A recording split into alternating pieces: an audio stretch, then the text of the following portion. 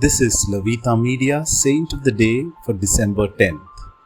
Today we celebrate Pope St. Gregory III.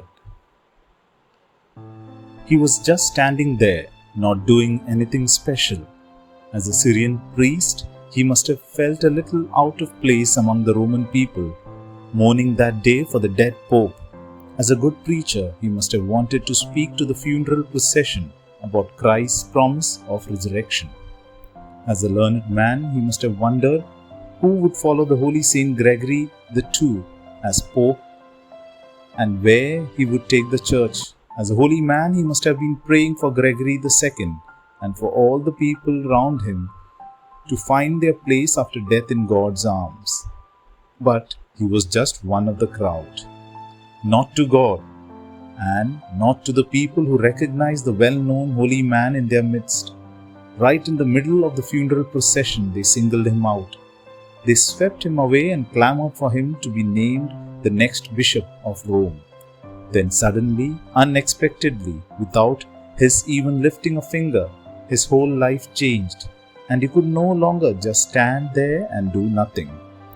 After he was proclaimed Pope Gregory III, Emperor Leo III attacked the veneration of holy images, because Leo III thought the honor paid to Jesus, Mary and the saints by keeping statues and icons was idolatry.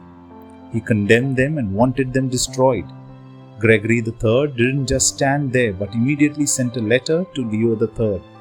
He couldn't get the letter because the priest messenger was afraid to deliver it. So instead, Gregory called a synod that approved strong measures against anyone who would try to destroy images of Jesus, Mary or the saints. Gregory took his stand, and Leo III apparently thought the only way to move him was through physical force.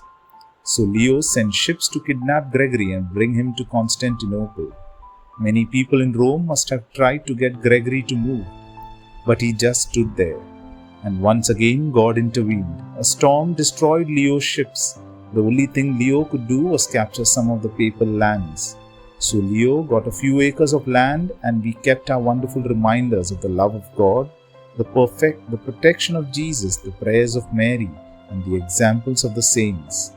All because Gregory knew when to take a stand and when to stand there and let God work.